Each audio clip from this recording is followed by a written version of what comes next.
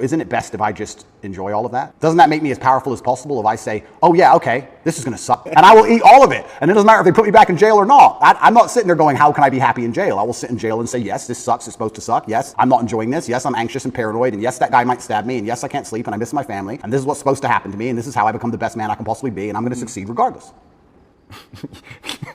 You're very convincing. You're so good though, right? It's almost like I feel like you can rationalize anything, right? It's almost like a trick. Magic trick? Well, you're really good at talking, you're really smart, and it's almost like any question you can turn and make it work for you, which is great. It's a skill, but there's also a place where there's the potential for self-delusion. Oh, absolutely. And I'm not even gonna sit here and say that I'm not delusional to a degree. I'm not saying that self-delusion doesn't exist. We all are, right? Let me give you a very simple example. Let me try and use an analogy. I think the only thing better than having everything you want is not wanting anything, right? So I have every car on this planet. I have 40 supercars. Most people want a supercar. I have 40. But there's that unique 0.1% of people who genuinely don't want one.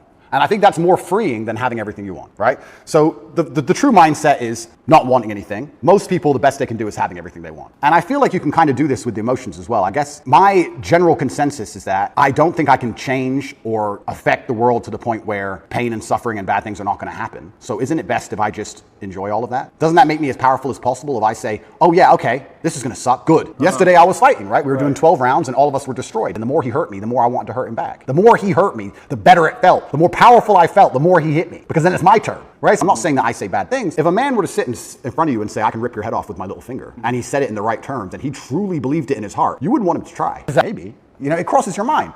So I think that, yeah, I have psychoanalyzed myself, even though I'm not officially, certified. And I've decided that I can't stop bad things from happening to me. So instead, I'm going to enjoy bad things happening to me. And I'm going to build a mindset that makes me fearsome enough to succeed regardless of how